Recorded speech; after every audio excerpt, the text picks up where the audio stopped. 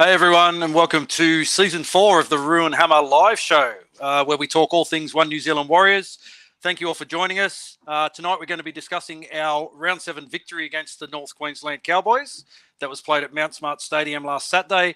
And we're also going to look ahead to our Round 8 game, the traditional Anzac Day game against the Melbourne Storm that will be played at AAMI Park. Joining me tonight, as usual, is my good mate, Warrior Roo. Rob, how are you tonight, mate? How's your week been?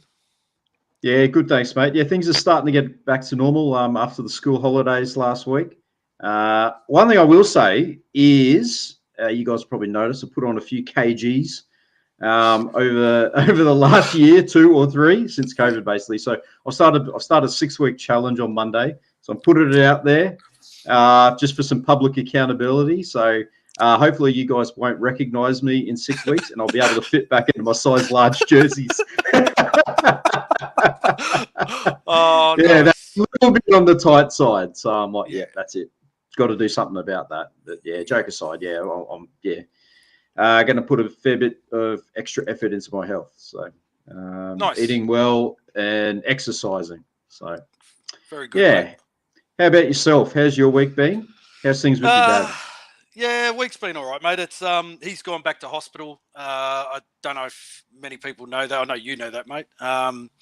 But yeah, he was released from hospital a couple of weeks ago. We had to get him back into hospital again on Tuesday. It seems as though they released him a little bit too early last time. Wanted to get him out and home for Easter. He's still got pneumonia. He's had a couple of blood transfusions, and the cancer's not going away. But yeah, he's still with us. Spent a good bit of time with him today and at the hospital, and I'll go back and see him again tomorrow. But yeah, mate, it's a little bit tough, because we're kind of trying to live our lives, and it's aside from work and sleep, it's pretty much just back to the hospital and making sure that he's okay. But yeah, no complaints, mate. He's still with us, which is good. But that's great about you, mate, taking on that personal challenge there. I guess I'm a little bit luckier. I work a pretty physical job, so yeah. I'm able to. I'm in and out of the garbage truck every day and pushing bins and what have you. So yeah, I haven't. I'm the opposite. Yeah, I sit in front of a computer. I sort of do this all day. Yeah. So yeah, it doesn't help. Yeah, but no, that's good, mate. It's good that you're taking control of that, and yeah, I'm pretty sure that you'll get back into those size large jerseys in no time. Hopefully. Otherwise, you guys know where to get them from. The buy, sell, and trade page. Yeah, keep your eye open, boys. There could be a sale on large jerseys happening in the next 6 weeks. Oh, geez, hopefully not. Oh, yeah. All right, mate, let's go. And before we get into tonight's show, I invite everyone, if you haven't already done so, to like and subscribe to our YouTube channel to show your support of the streaming content we create. Subscribing helps build the channel, and it puts you guys in the draw to win some exclusive Ruin Hammer merchandise whenever we reach a nominated subscriber milestone. So make sure you click that subscribe button. And I'd also like to acknowledge and thank our wonderful supporters and subscribers, particularly all of you YouTube subscribers and our awesome Patreon subscribers whose donations and support enables us to upgrade our visual presentation via StreamYard to bring you the content and the guests that you all enjoy so much.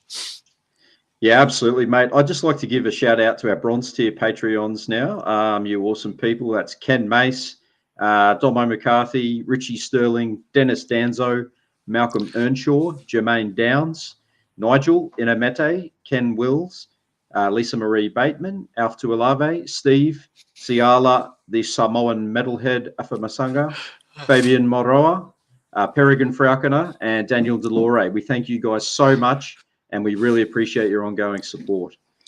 But, for now, onwards with the game review. Yeah, absolutely, mate. So the Warriors, as I said at the beginning of the show, we returned to Mount Smart Stadium for just the second time this season, and we were buoyed by the inclusion of our inspirational captain, Tohu Harris, who had missed the Warriors' previous 2 games. Both Wade Egan and Tamati Martin were ruled out of this game through injury, with Freddie Lussick named at hooker and super sub. And one half of the Twins of Terror, Dylan Walker, he started at 5'8".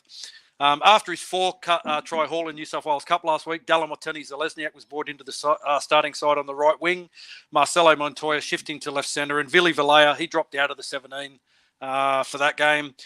In other changes for the Warriors, Jazz Devanga was promoted to start in the front row with Bunty Afoa moving back to his more customary role coming off the bench.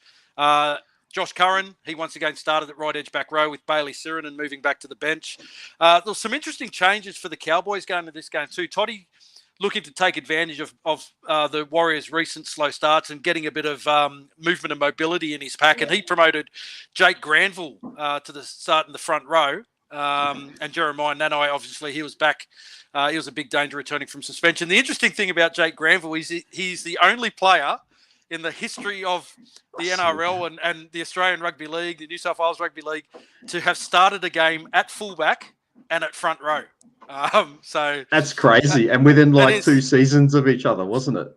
Yeah, absolutely. I remember the eyebrows that were raised last year. I think it was when he started at fullback, but this was even more bizarre because Ruben Cotter's been a guy that they start in the front row quite religiously, and he's not a big man either, but he's a lot bigger than Jake Granville. Granville, how heavy would he be? He would be about, what, 90 kilos, 95 kilos, probably at heaviest?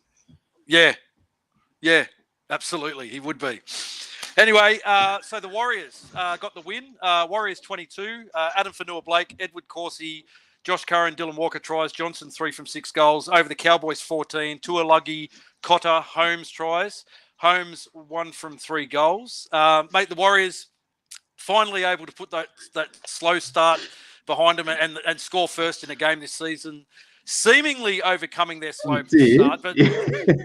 But to be brutally honest, aside from scoring the first points, all those problems we've had in previous weeks with conceding cheap penalties early and poor discipline around the set restarts were still prevalent.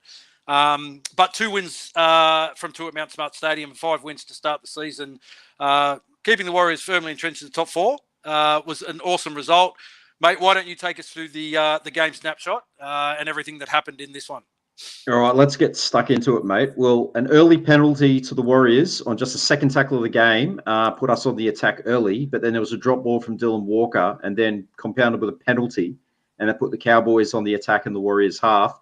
And then Adam Pompey with an intercept swung the momentum back to the Warriors' favour, and he found DWZ in support. And then a well work set sees Tohu with an offload to AFB, and he crashes over under the posts to score. The first time in round 7 this season that we have scored first in a game. So I think we're all pretty relieved when that happened. Because you're like, surely it can't happen again. But yeah, it's taken 7 weeks. Then there was a penalty for a high shot on Cozzy. This time had the Warriors once again on the attack. And Johnson, he was taking the line on early, and then some good shape to test the Cowboys' defence. We're making good meters with every attacking set, courtesy of the short interchanging of passing before the line and some clever offloads. And there were quite a few passes out the back, but they didn't quite hit the mark and stifled the forwards' progression or sort of led to a turnover. Yep. A forced dropout from the Cowboys, and Johnson putting the set restart out on the full. The Cowboys have a full set of 6 inside the Warriors' 10. And again, the Warriors' resilient defence held firm. Then there was a further forced dropout, and the Cowboys with a 3rd consecutive set inside the Warriors' 20-metre line. And then a knock-on from the Warriors presents the Cowboys with a scrum 10 metres out from the Warriors' line. Did you notice when Dallin scooped up the ball in the end goal area and just nonchalantly, I don't know whether he dropped it out the back or it just popped out the back? He dropped it, and we were lucky Josh was there. Absolutely, yeah. Because that would have been the most embarrassing try scored against us from in recent memory. Because that was before one of these dropouts, and yes, yeah, I remember seeing just the presence of mind for Curran to get on that, because you could just see him sort of Taulungia, one of those blokes, just putting a hand on it and getting the easiest meat pie of his career. But and that little act from Josh Curran alone is something that we should all take note of the Warriors in 2023, their attitude towards the game. They don't switch off at any point in a game now. They're always on. They're always making sure that the play is dead before anything else moves forward in the game. And that was great from Josh, because in recent seasons that probably wouldn't have happened. Yeah, no, 100%. People would have stood around. It would have been like, oh, how'd that happen? But yeah, it shows that there's there's onus on everyone and accountability within the side, which, as you said, Yep. is fantastic to see. So Yep. there was a further forced dropout, and the Cowboys had a third consecutive set inside the Warriors 20. But then a knock-on from the Warriors presents the Cowboys with a scrum 10 metres out. I mean, how many times did this happen? We get the ball back and hit it over on tackle one. So 4 consecutive sets on the Warriors line. The weight of position was just too much. And the Cowboys score in the corner, Murray Taulagi. And, pretty easy try. DWZ slightly out of position as well. Yep. And the Warriors poured discipline coming into the game at this point, and then a penalty to get the Cowboys out of their own half. Piggybacks again. And then the set restarts again. And they went very close. Murray Taulagi almost scoring again, but losing the ball over the line, luckily. Then the Cowboys, they give away a cheap penalty to give the Warriors field position inside the Cowboys half. And again, Warriors were a little clunky in their execution, so unable to get a repeat set with Pompey's kick too much on it, giving away a 7-tackle set to the Cowboys. And then Ed Cozzi with a huge tackle on former teammate Patahiku forces an error to earn the Warriors some much-needed possession. Andrew Voss likening it to the hit of Warrior number 65, Francis Melly. Every time I hear his name, I just think back to Brent Tate's reaction. Yeah. When we mentioned him and we were chatting, he's like, mate, I've had years of therapy trying to forget that bloke. We're not saying he's at Franny's level yet, but he's heading that way, and he's got the size to become one of those blokes that you look at watching out of the corner of your eye in case they're coming at you. He's a big boy. He's a big boy and still growing. Yeah. Yeah. And then Marcelo Montoya with a sensational run, showcasing his speed and his strength. Defend off 3 defenders. Finds the man himself, Cozzi, in support to keep up his try-scoring feats of the season. I thought this was going to get overturned because Vossi was blowing up about a supposed knock-on in the lead-up. But luckily, again, common sense prevailed and the try stood. And the Cowboys seemingly hit back quickly with the Taulagi going over in the corner, but the cover defence forced his foot into touch. But, of course, CNK is penalised for a shoulder charge in the play. And within the recent spate of sin bins, at the time, I was thinking we're going to be down a man here. I was thinking almost rather that they had scored. Yes. But, yeah, they ultimately stayed on the field. We were under the pump. The Cowboys pressing the Warriors' right edge, and the defence forced another dropout. And then the next consecutive set, DWZ comes up with some try-saving defensive play. The Warriors' resilience and patience pays off with Townsend making a handling error, but then DWZ with a play the ball error on tackle 1, turns possession right over and the Cowboys inside the 20, and they waste little time in identifying the tired defence. And Ruben Cotter put a fend on Josh Curran and went over to score a pretty easy try right before half time. But Holmes missed the kick from basically next to the sticks, and it showed you how strong that wind was. Yeah, I'd assumed he'd knocked it over, and I was saying, it's 10-all at half time. Someone's saying, no, it's 10-8. So, going back to that CNK shoulder charge, I had the same thoughts that you did. I thought with the way that the recent spate of sin bins have been happening over the opening 6-7 rounds of the season, I thought he was particularly lucky to stay on the field because we've seen guys sin bin for lesser. And I was reading today, there's been 44 sin binnings over the first 7 rounds this year. That's 6 sin bins around pretty much. It's almost a sin bin a game. It's bizarre. It's really, really bizarre. And some of the sin binnings have just been absolutely ridiculous. But yeah, I thought we were lucky to keep CNK on the field at that point and not go a man down. And going a man down could have spelt I know they ended up scoring anyway to end the half, but we would have started that second half a man down. And the way that we were turning over possession wasn't good.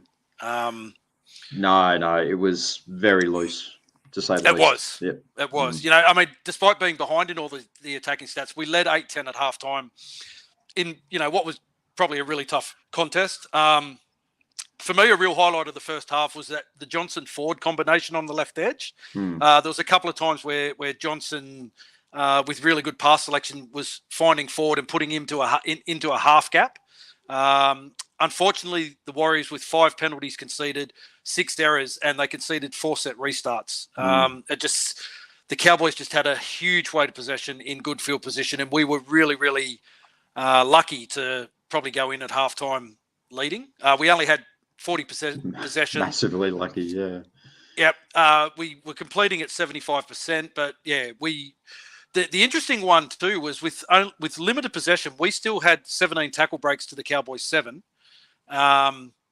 We only had 8 missed tackles with the amount of defense that we did. We did 177 tackles to the Cowboys 115. So 60 odd more tackles in that first half that we did, which is almost, the equivalent of 10 full sets.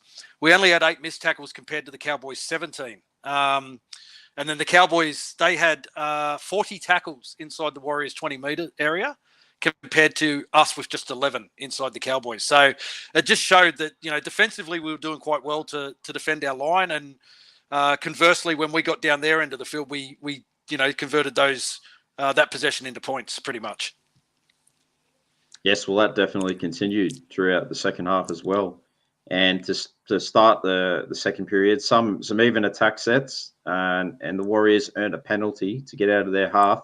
But a handling error from Jackson Ford on the tap restart, one of the worst I've ever seen. It's coach killer, that one. The ball straight back to the Cowboys. He was looking straight at the defense as well. And it just... it almost reminded me of the one. Do you remember when Nathan Brown passed to Lance Thompson? Lance Thompson was for? It kind of reminded me of that. And still pass it into his head. Yes. And everyone's like, why did you still pass it? Oh, that was funny. Yeah. It was. He was just. You could just see his eyes. He was just like dead set, focused on defense, and forgot to catch the ball. And geez, he needed the Benny Hill music for that one. But anyway, moving on, and then another penalty and another set restart keeps the Cowboys in possession inside the Warriors 20. The Cowboys with a further 14 tackles inside the Warriors 20 midline of that opening 10 minutes of that second half. So just as well, we weren't a man down. And a ridiculously one-sided possession stat in favour of the Cowboys continued. Then the Warriors go 80 metres on a 7-tackle set for Johnson to dig deep into the line and find Josh Curran running onto a hole to score and to take an unlikely 6-point lead against the run of play in the game. Yeah. And then a poor pass from dummy half from Sirinen to Devunga, very poor pass, once again turns possession over inside the Warriors half. A recurring problem, as we've mentioned, throughout this game.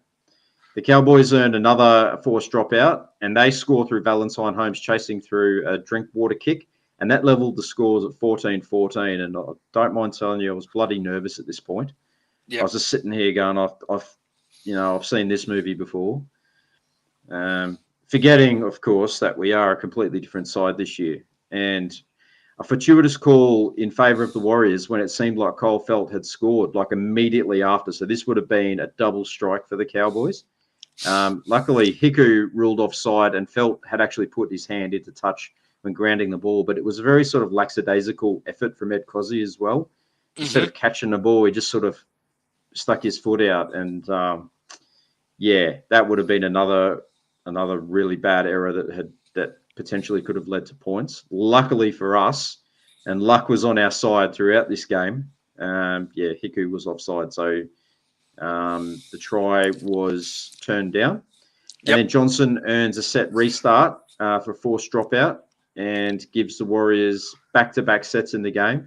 And he puts in a quick kick and with cat-like reflexes, catches his own ricochet and puts Walker into half a hole. He throws a dummy to power over the line for his first try as a Warrior, and his first try in about 3 seasons, they said. That's what they're saying, yeah. It was the absolute most unlikely of circumstances with the Warriors when he captain's challenge. That looked like it was a definite lost ball. Perhaps the bunker taking pity on the lopsided possession stat against us, but, I mean, even us Warriors fans, it's a knock on every day of the week.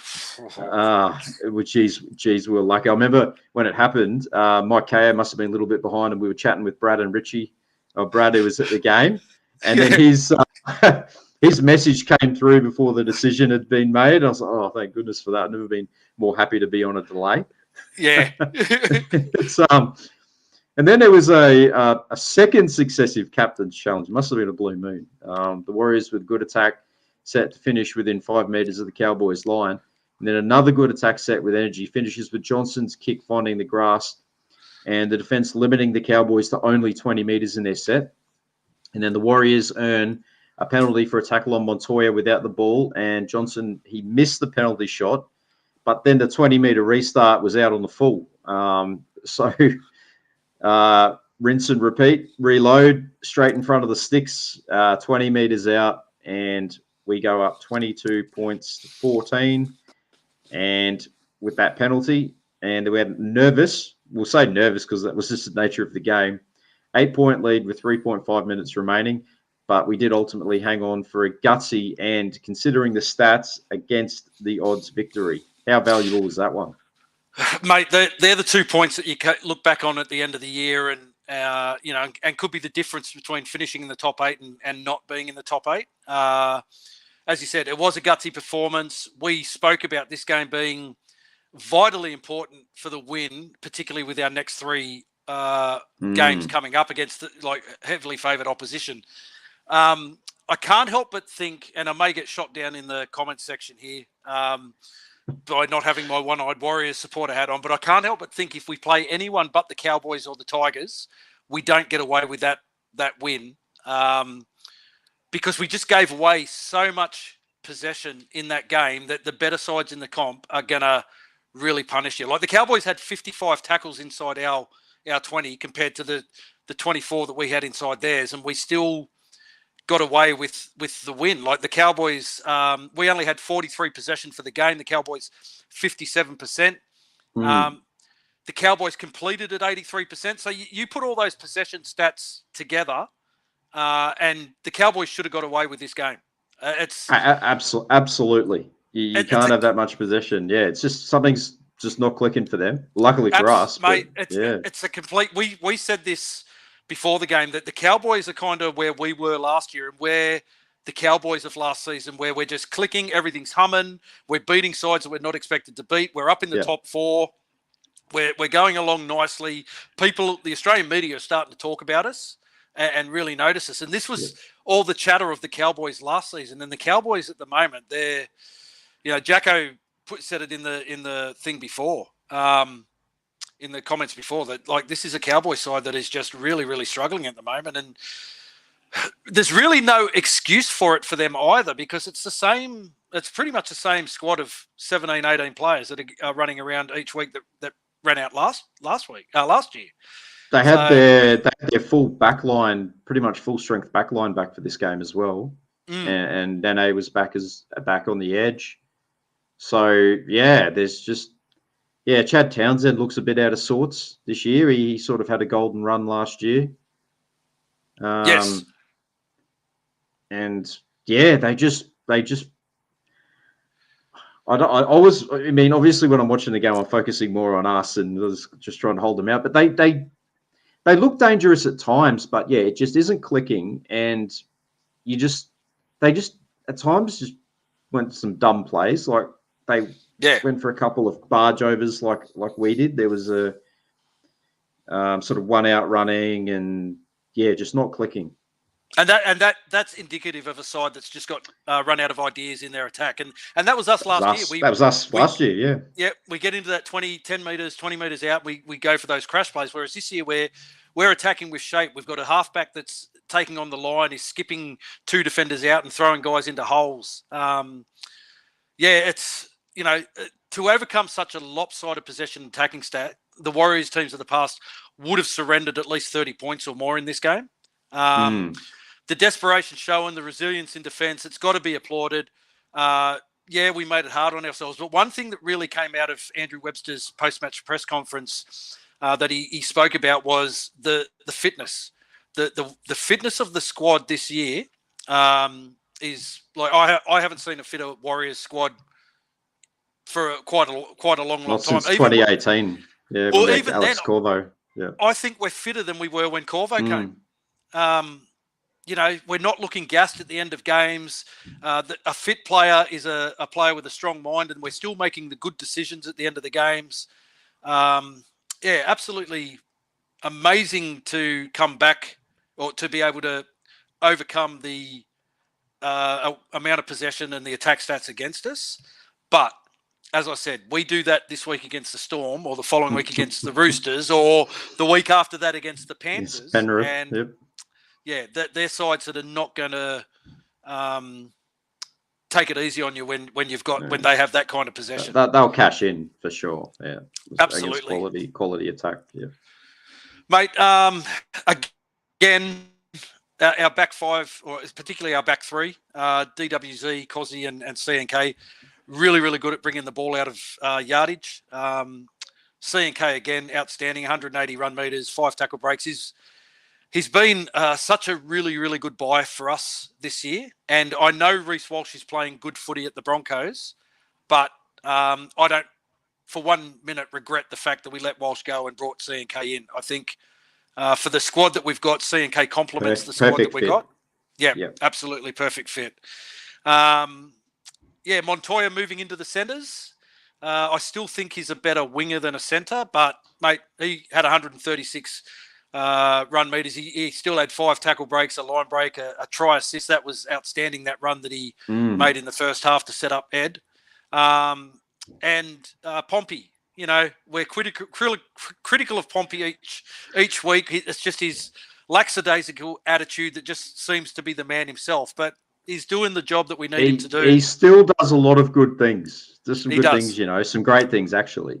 But he's as you said, he's just when he's bad, it just looks really bad because of the whole casualness of it. But he's doing the business, like best part of 100 meters, like post contact meters. He's solid in defense as well, which is a big positive. Absolutely.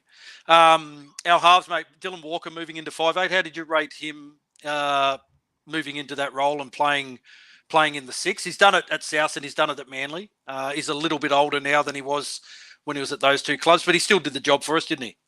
Yeah, I think so. I would prefer to have his impact off the bench, but he's there to do a job, and I think he did it quite well.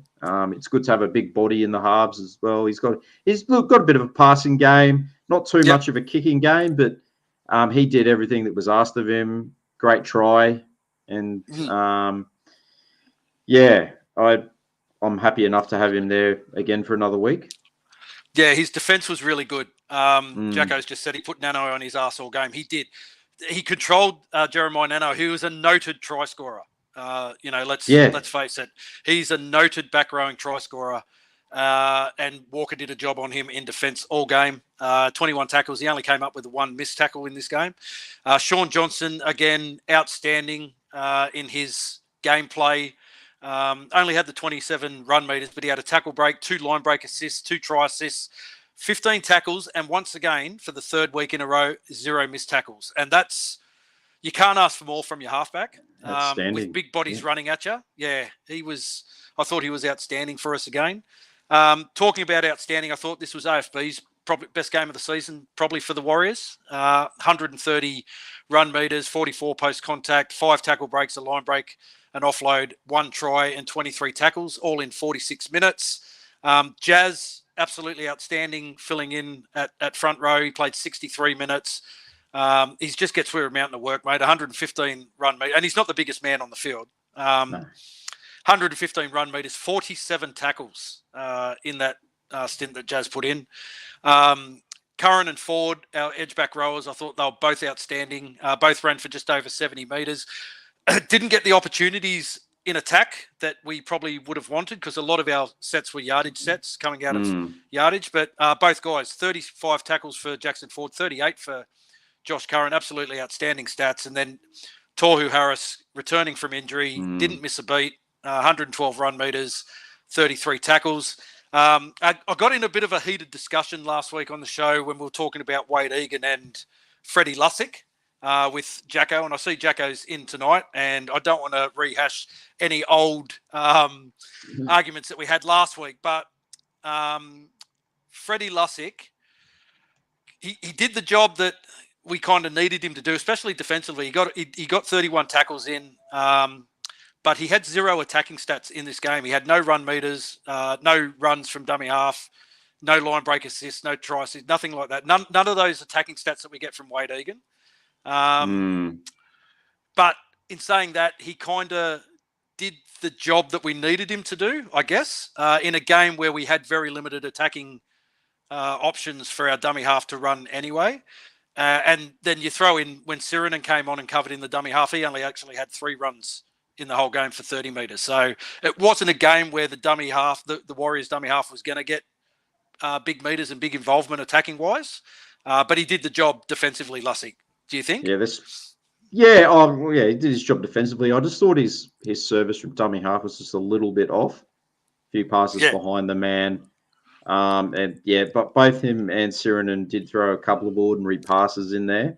Yep. And again, we got away with it this week. But yeah, the 3-week stretch we got coming up, like these kind of things will get punished. I heard someone say, was talking about Cameron Smith. You could count on one hand how many bad passes he gave to Cooper Cronk in his career, and you hear that kind of thing. And there was probably about 3 or 4 average sort of dusty kind of passes in there. So something that they'll really need to work on during the week and tighten up for this this horror stretch. Yes. Mate, Tommy Ale, he got more minutes than Bunty Afoa in this game. Does that surprise you?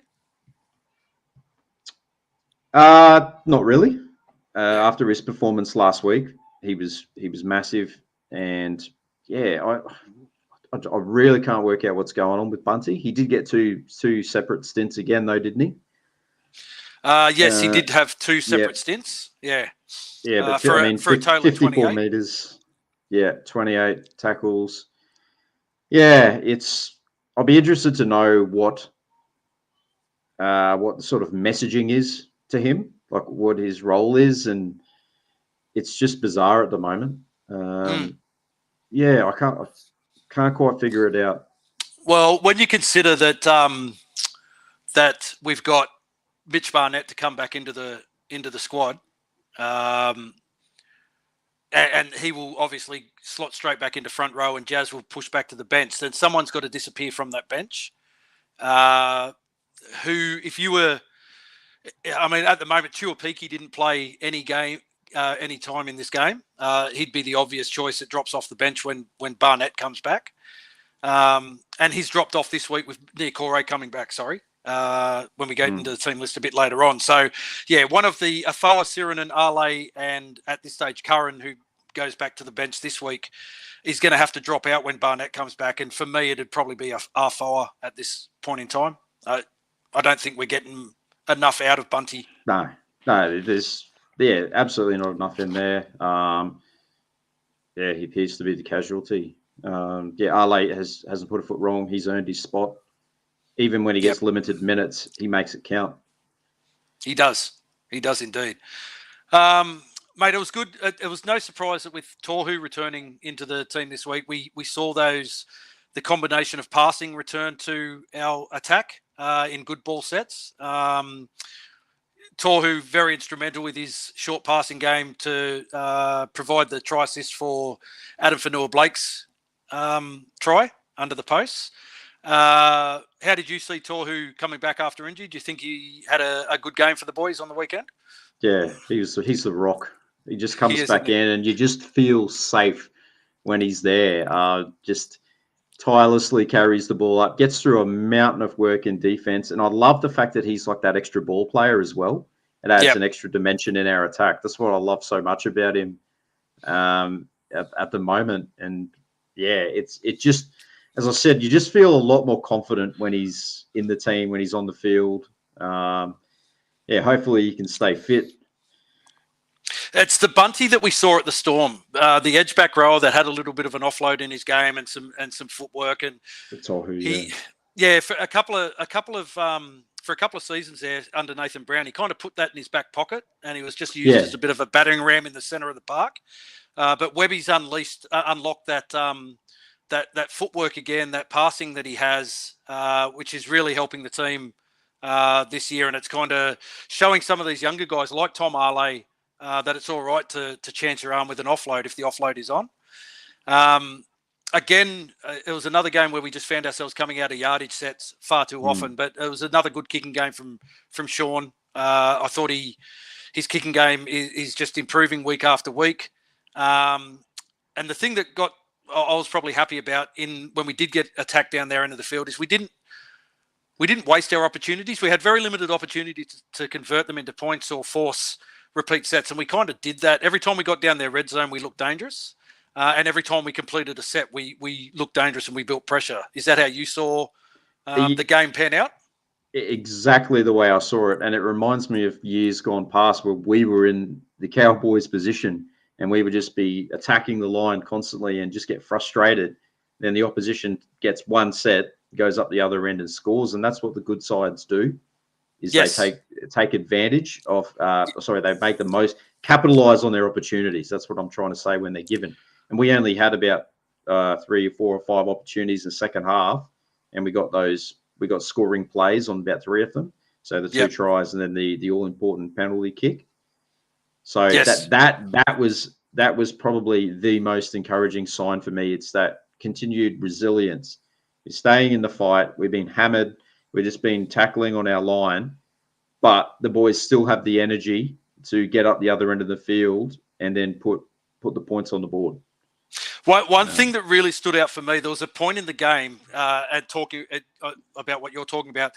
Like defensively, we are so resilient, we're so hardened, and we're backing ourselves. And there was a point in the game where we turned over possession, and the camera kind of shot to a scrum being packed. I think it was coming down for a Cowboy scrum feed. And in the background, you could see Sean Johnson with a smile on his face and having a bit of a conversation. I think it was with Dylan Walker. And we just turned over possession, but there was no worry. There was no panic. There was no everyone just looked calm. They know what their role is moving forward. And that for me was a really telling thing in this game, was that, again, like under the pump for so long, but we just don't lose our heads anymore. I don't know. You don't know how to feel about having a team that is able to absorb so much pressure and capitalize. It's refreshing. That's what it is. It is, mate. And I said to you after the game, it is so hard to win in the NRL, but you just have to look at how many close games and close results there's been over the opening 7 rounds. And even though this game was a tough watch and it was frustrating at times with the mistakes that we did have in us and turnover of possession, you can't be frustrated with the 2 points. Those 2 points. No, we're not turning those back. Yeah, we're not giving those back at all. And no easy games. And it's one that I think we said a number of times that in previous seasons we would have lost. Yeah. Tohu spoke about in the post-match press conference. He said there were so many good moments in that game and so many frustrating moments, and it was how the team kept their head to keep challenging and competing after those frustrating moments to earn themselves a good moment. That was what he was pleased with, and it just showed how much belief and character is in this team.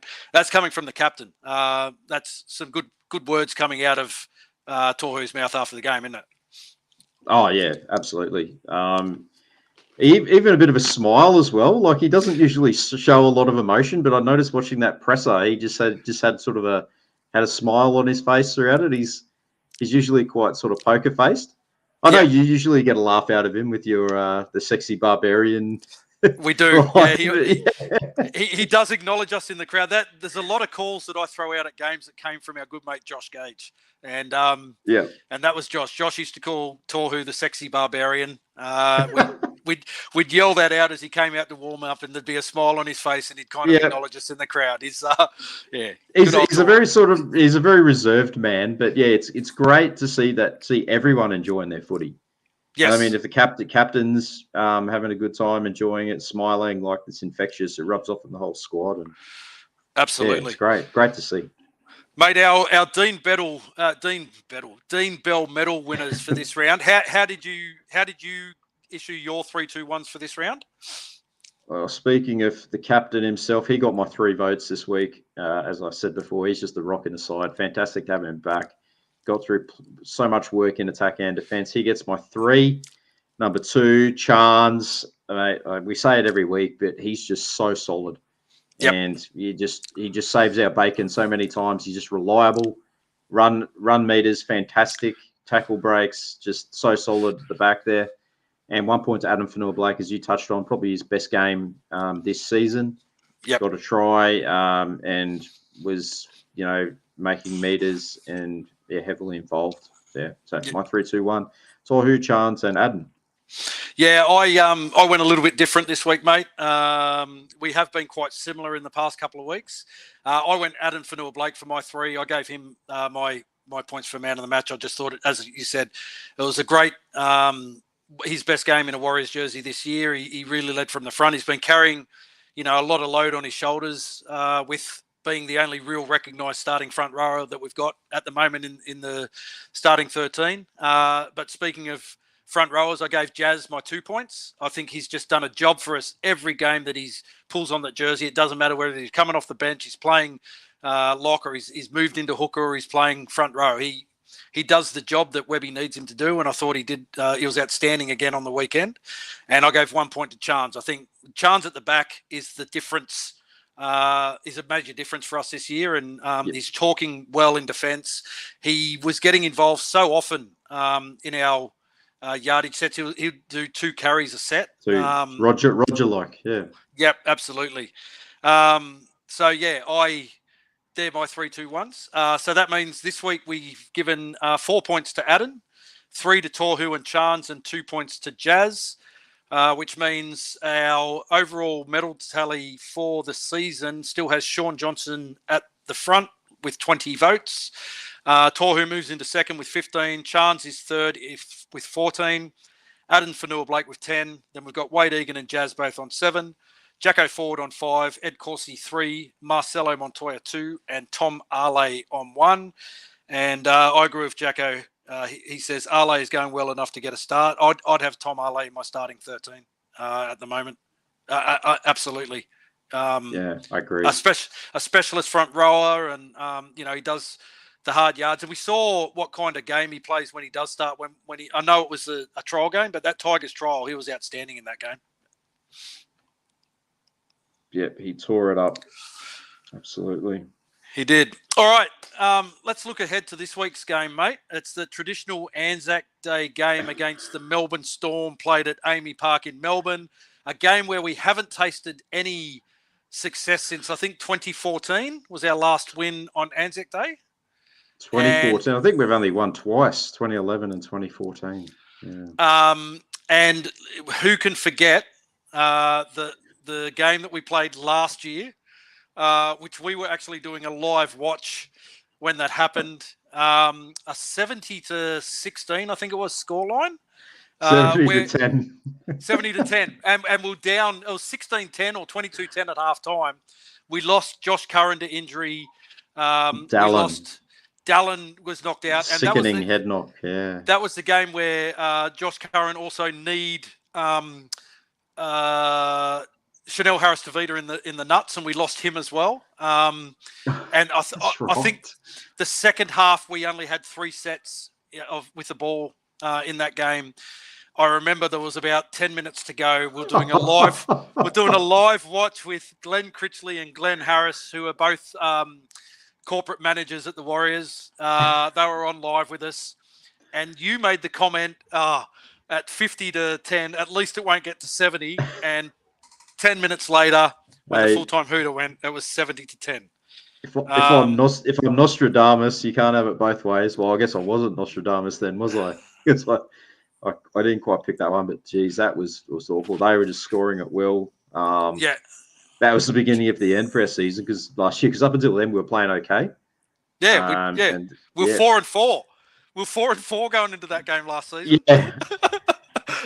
Cialo is way too keen. He's like only 6 days till Anzac Day. I've got to tell you guys, I'm still recovering from that last year. I mean, conceding. The only thing that made it better is that the Tigers conceded 70 later that year as well. I think they lost 70-6. So that was the only thing that made me feel a little bit better about that result.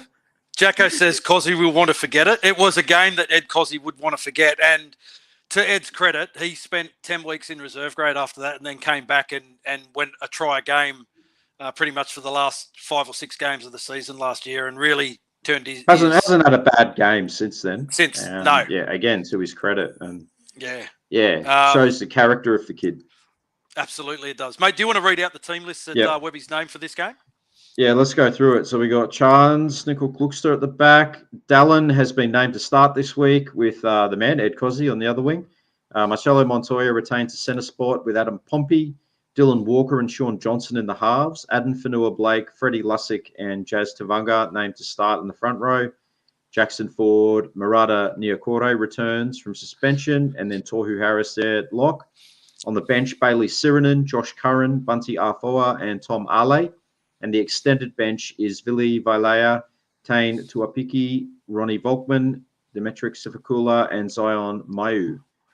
I said to you today, the one thing that worries me is that Wayne Egan has not been named despite sitting out that 11 days from his previous concussion. Well, sitting out a game, and then you had about 11 days after the game that he missed, which tells you that it's probably a little bit more serious than just a Category 1 concussion. Yeah.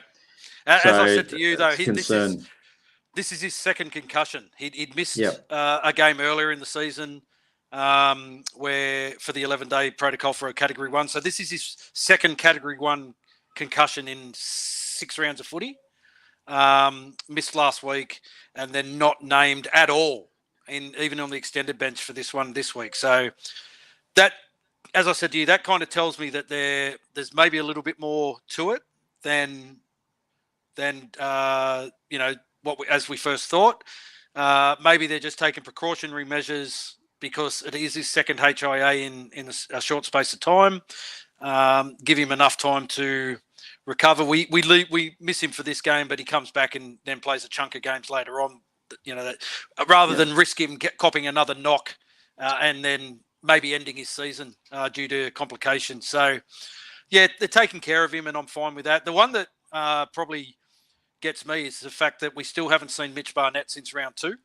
Yes. And we know that was a neck injury, and I did hear a interview with Webby, and he was just saying, look, it's a neck injury, and Mitch has got to tick some boxes each and every week, and he's going through the processes and he's doing that, and they're not going to put him in unless he's 100% because it is a neck. So that just tells me that, the people that we got running our club are putting player welfare ahead of everything else. Yeah.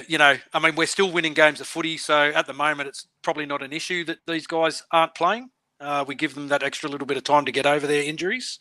Niokore back in is a big one. I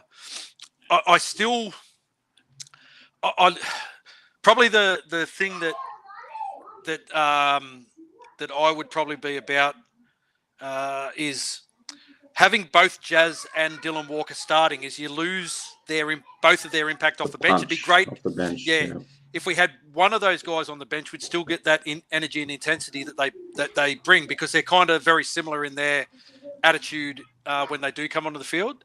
Which probably, for me, I would probably have Jazz coming off the bench and then maybe starting Tom Ale, just so we get that energy and that intensity when Jazz comes on in the 25th minute mark. I wouldn't be surprised to see Bunty go back to the starting lineup.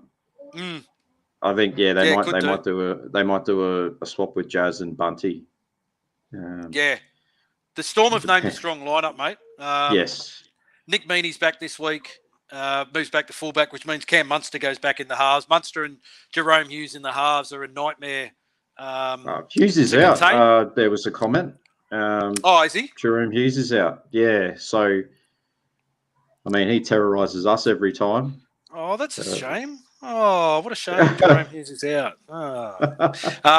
Big Nelson's back, though. He does love playing against us.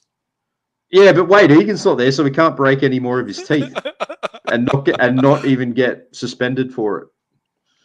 Yeah, well, maybe you'll go after Freddie Lussick then, because he does pick on guys that are a lot smaller than him, that's for sure. Yeah, which is most guys when you see him. Yes, exactly right. Mate, where do you see this one being won or lost for the Warriors? Look, if we get off to another bad start and we produce more of those errors, then we were in for a tough night. So discipline. We have to get our discipline in check. No more set restarts. We got to continue to defend well, be resilient defensively, and take our opportunities in attack, because Melbourne are always a very strong defensively, and you know that they have a lot of points in them as well. So I think we need to get them into an arm wrestle. I think that's how we would win it. I think we're getting them at a good time, though, because they're not playing like typical Melbourne Storm football at the moment. They've got some mixed results. They're coming off a loss against Manly, and that was probably one that a lot of people didn't see because of the previous week. Melbourne were quite strong in their previous game the week before. Against the Roosters, against the Roosters. Put the Roosters to the sword. People thought, Melbourne are getting back on track. But last week they were found out a little bit. But, Munster moving back into the halves, I think that's a big key for them. Harry Grant is having a bit of a quiet season, and again, Melbourne are the side. It only takes one game for them to hit their straps, and that's it for them. And as you said, we've got to make sure that we make the most of our opportunities with the ball, that we control where we turn over possession. Yes. Make sure that we turn it over at their end of the field off a good kick, make them work it out from a corner from their own line.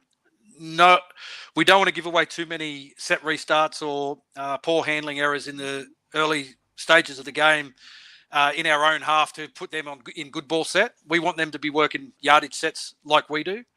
I think I've given everyone a bit of a bum steer. I thought I saw a comment, someone saying Hughes is out, and now I'm seeing all the comments saying who said Hughes was out. So, okay, I was just basing it on the comments. So he probably isn't out. No, Mikey Mitchell says Jerome. He says Jerome out a game changer. Sorry, I thought he was saying he was a game changer. Yeah, okay. Yeah. I might have to go. I must have misread that. Sorry to get everyone's hopes up there, but look, he probably is playing actually. So I think he is, mate. I think he is. I'm all over the team list, and I'm pretty sure Hughes is in.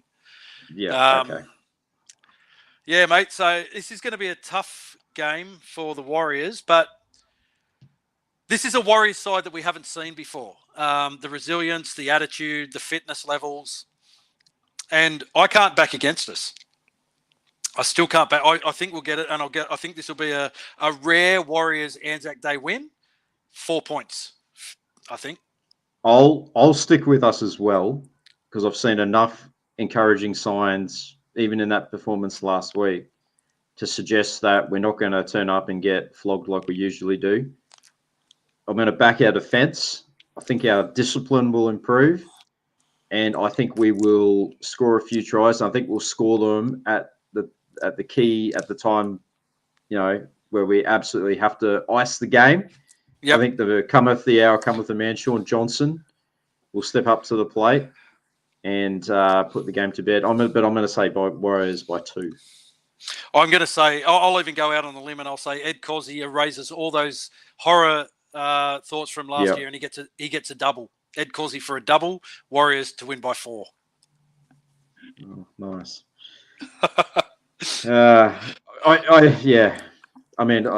I'll tell you, I'm trying to get 10,000 steps a day, and I would have easily gotten 10,000 steps watching that Cowboys game last week. So I might get 20,000 steps watching this Anzac Day game if I was watching it on TV, but I'm not. We're doing a live watch. So we are doing a live watch. There will be no pacing around. No.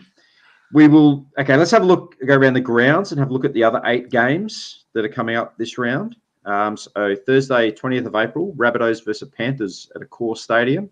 Rabbitohs, Colin Matungi's ruled out injured. Michael Cheekham is his replacement in the starting 13. Isaac Tuipulotu Thompson returns from missing last week's game, and Tane Milne moved back to 18th man. Panthers, Liam Martins has succumbed once again to the nagging hamstring injury. Scott Sorensen is his replacement in the starting 13. Lindsay Smith named on the interchange bench, and Luke Garner is 18th man. The Panthers struggled last week, but still got the win. I think they'll win here as well. Rabbitohs have been inconsistent this year. I think the Panthers will hold them out. It's one of those games, isn't it? It's one of those games. It's going to come down to Latrell Mitchell and Nathan Cleary. who wins this game, and Mm. or even Cody Walker. Yeah, I don't often. Yeah, I mean, I tip the Rabbitohs to win the comp, but I think Colomatungi's a big out for them. I'm going to go the Panthers, but very close. I wouldn't surprise me. Golden Point, Panthers, Golden Point, Cleary field goal. Friday night, only one game this Friday night. Surprise, surprise, the Broncos are playing in it. No. Yeah, they're not at home though. But they're not in Sydney either. They're going to Darwin. Going to Darwin. Yeah. So yeah, the Eels are taking the traditional home game against the Broncos up to Darwin. The Eels, Josh Hodgson, he returns after missing last week's game with the flu. Brendan Hands goes back to the interchange bench. And Makaheshi Makatoa, he's the man that drops off the interchange bench. For the Broncos, Corey Oates, he returns from his broken jaw, named on the wing. Jesse Arthur's moved back to the 18th man position. Tommy Flegler returns from his mandatory 11-day concussion layoff, with Corey Jensen going back to the bench and Keenan Palacia going back to the extended bench. Mate, I can't tip against the Broncos at the moment. I'm going to go the Broncos. Yeah, I think Broncos by 12 in that one there. It will be in difficult conditions up there in Darwin, though. Yep. It'll be a very hot one. Okay, Saturday, 22nd of April, Bulldogs versus Sharks at the Core Stadium. The Bulldogs, Jacob Carraz out with an MCL injury to add to the long list of Bulldogs injuries. Addo Carr, Kickow, Luke Thompson, some of their big names, just to name a few. Yep. Declan Casey named on one wing with Braden Burns returning from an ankle injury on the other. Jake Averillo and Andrew Davey both named despite picking up injuries and last weekend's loss to the Eels. The Sharks, Craig Fitzgibbon has to stick with the same 17-man squad.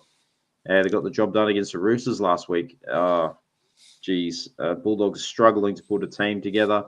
They were still brave last week, despite the fact they were falling apart at the seams. But the Sharks will be way too clinical for them. Sharks by 20. Yeah, Sharks definitely 13 plus in this one. Yeah. The other game on Saturday is the Cowboys versus the Knights up there at Queensland Country Bank Stadium. For the Cowboys, captain Jason Taumalolo, he's set to have surgery and miss up to 6 weeks with a knee cartilage injury. Ruben Cotter, he moves back into that lock position to cover that loss, and Jordan McLean straight into the front row, returning from an ankle injury. Super sub great Jake Granville, he moves back to the bench.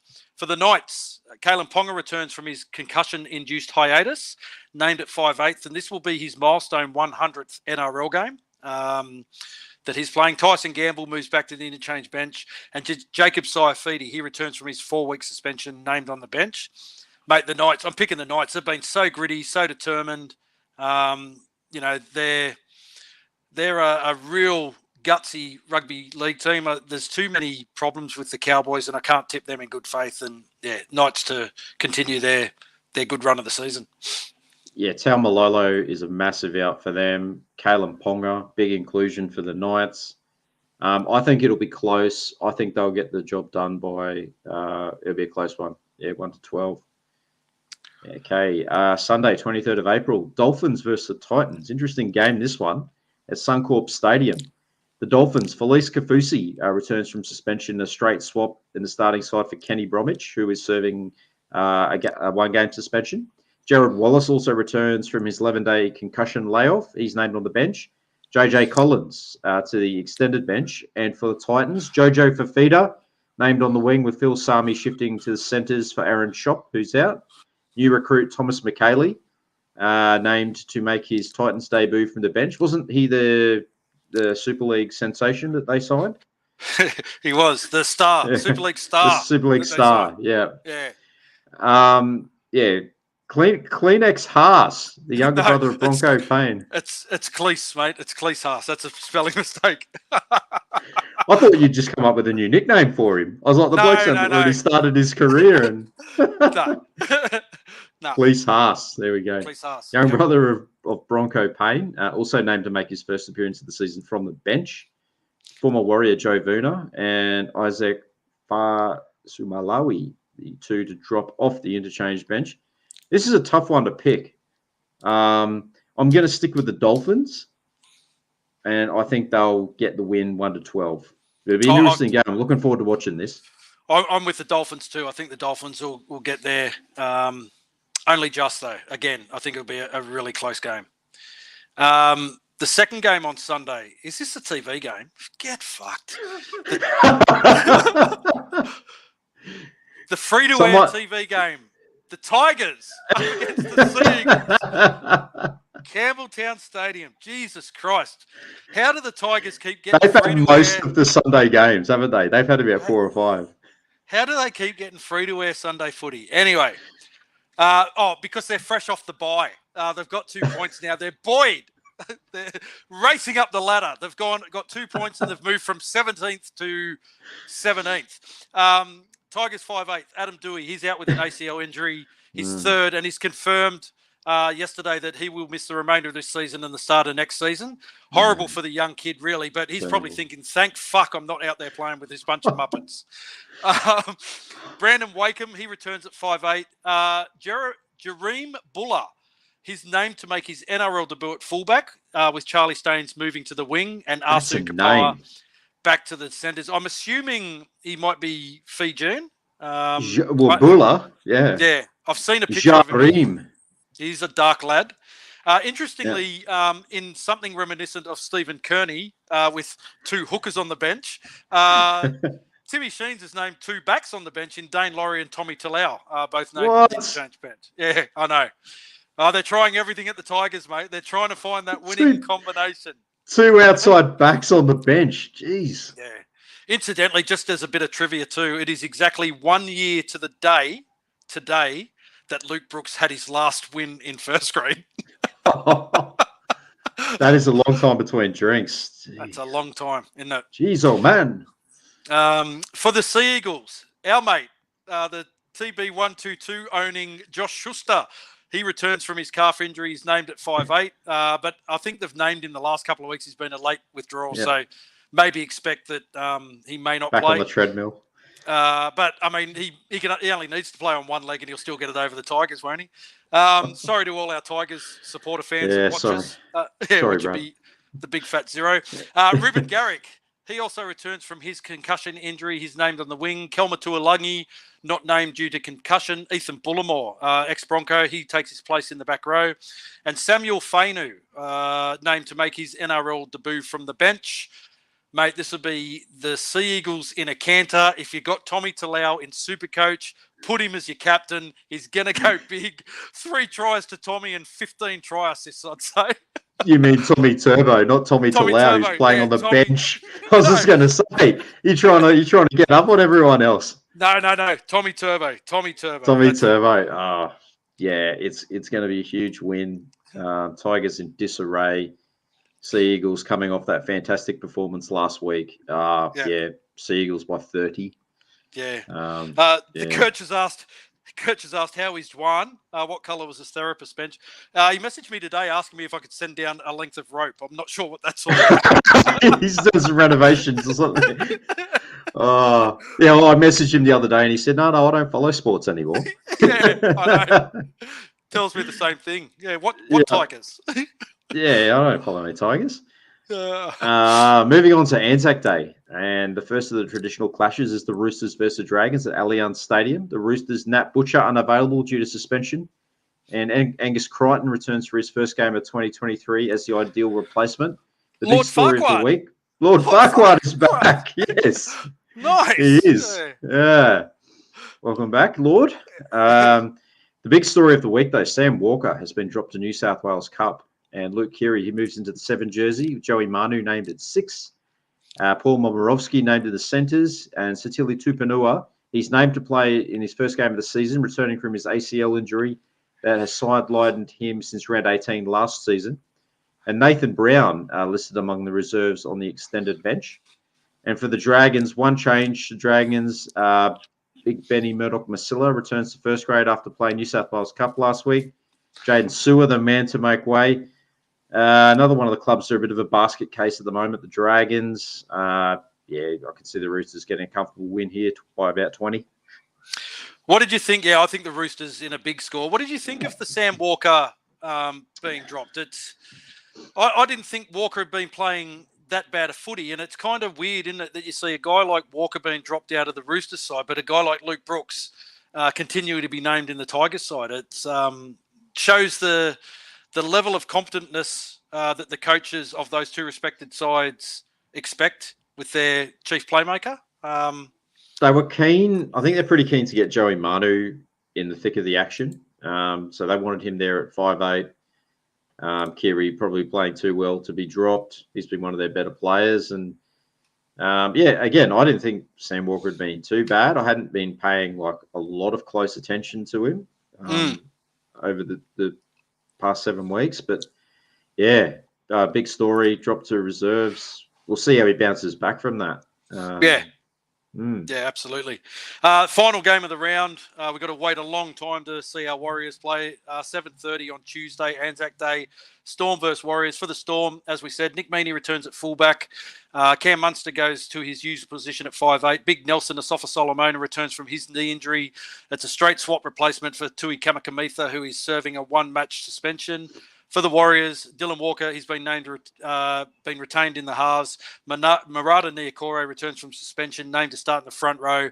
But the big one was Freddie Lussick retained at hooker with Wade Egan not named to play. We've both said our piece. 2-point win for Rob, 4-point win for me. Ed Cozzy double. And the Canberra Raiders with the bye. So they'll welcome that. Ricky will be happy that, they get a bit of a rest now.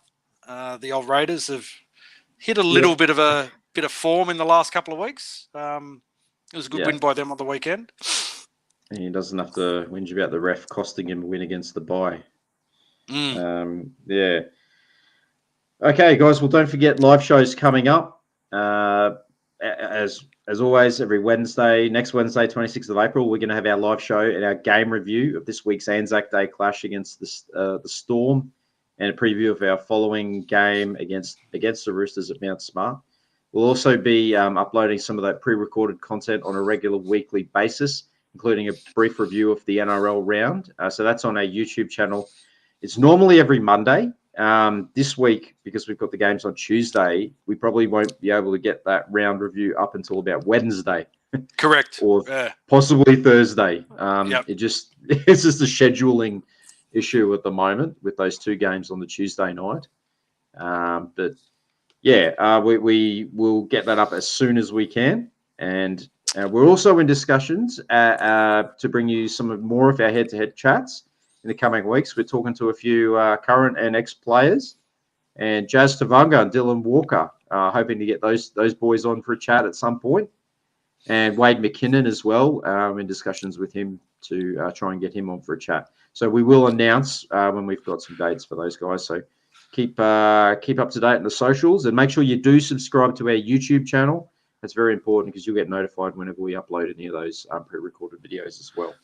Absolutely excited for those ones. And just a reminder too, we've got our Warrior Nation run fan meetup at Magic Round. It'll be 12:30 p.m. Saturday the 6th of May at the Lord Alfred Hotel. Rob and I don't want to miss it. Don't want to miss it. It's a great event. It's a great event. It's in a private room. It is free to attend. There is no cost involved. You just buy your own drinks. We have some of the great ex-Warriors players coming to have a bit of a chat with us and tell some stories. We've got Dr. Death, Jason Death coming, Grant Ravelli, Big Tukes, Mark Tukey, Kevin Campion, and he's about 75% at this stage. I reckon. It's the great man, Steve Price, going to be hopefully joining us for that. He's just got to work out his scheduling around that weekend. If you're up at Brisbane for Magic Round, by all means, come along to the Lord Alfred Hotel. It's right opposite the Caxton Hotel, just up the road from Suncorp Stadium, a short 5-minute walk from the stadium. 12:30 p.m. Come and join us. It's a great event, always well. Get keen. Yeah. Get keen. Yeah, always well supported. Before we wrap it up tonight, I just want to acknowledge and thank our wonderful supporters, especially our Patreon supporters, for their continued support. If you want to show your appreciation and support, you can head to our Patreon page to subscribe to our bronze tier general support level, or our silver or gold tiers, which are a little bit more expensive, but it do include some exclusive Ruin Hammer merchandise, a shirt or two of your choice, along with other member benefits. And to those of you guys who are Patreons, keep an eye out on your emails this Friday, where we will be contacting 6 lucky Patreons to be invited to join us next Tuesday for a live watch on screen with us, a live watch where we can have some banter and discussion while the Warriors take on the Melbourne Storm. They're always a good bit of fun. So yeah, if you're not already a Patreon subscriber, you want to be part of that, you've got a couple of days to get yourself involved with our Patreon program. The link will be in the description of this video. Absolutely. And another way that you can show your support of us is to head to our Redbubble store. And the link is there on the screen now. So you go in there and you can purchase you some unique, exclusive Ruin Hammer merchandise, honouring past legends of our club, as well as some of the great novelty prints. We're living some memorable moments. New designs coming up. Yeah, there we go. We got the position shirt. He's got the hookers shirt. We got one for every other position. Or new designs coming up every week, so keep an eye on that. Score yourself some original merchandise, and you will be supporting us at the same time as well. So thank you to all those guys. Yeah, thank you to all of you who do continue to support us. It's very much appreciated. And that's it for tonight's show. Absolutely. Yep. A bit of a weird one. We're going to have a full weekend of footy where we don't get to watch the Warriors until next Tuesday. That's going to be kind of weird, really, isn't it?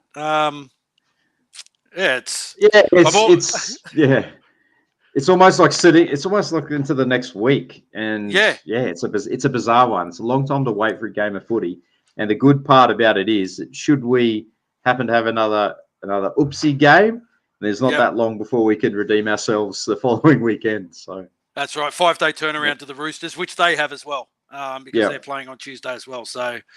Yeah, there'll be no excuses the following week against the Roosters. We'll both be having that 5-day turnaround. But, this is a big one.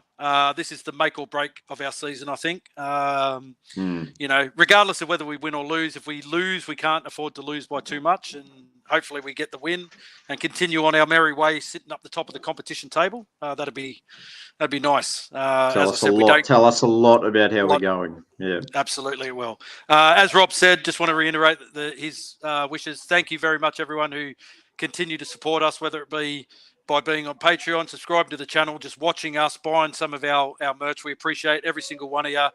Without you guys, there is no Ruin Hammer. We love doing what we do, and we really do look forward to seeing as many as you as we can at the Lord Alfred in a couple of weeks for Magic Round. If you can get up there for that, make sure you do so. Yeah, absolutely. Can't wait to meet all you guys there, have a beer, and then hopefully watch a famous win. But until then, take care, guys, and go the Warriors. Go the Waz.